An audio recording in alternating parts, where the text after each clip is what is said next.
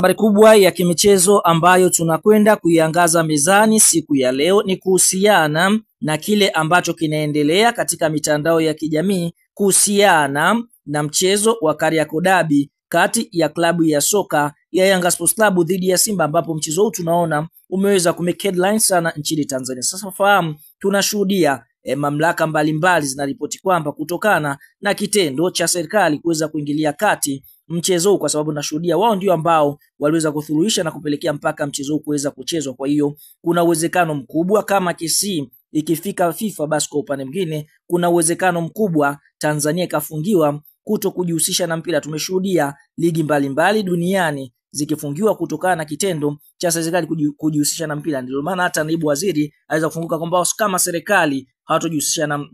na kuingilia mchezo, kwa sababu kwa upande mwingine FIFA mara kwa mara wamekuwa wakifungia nchi ambazo serikali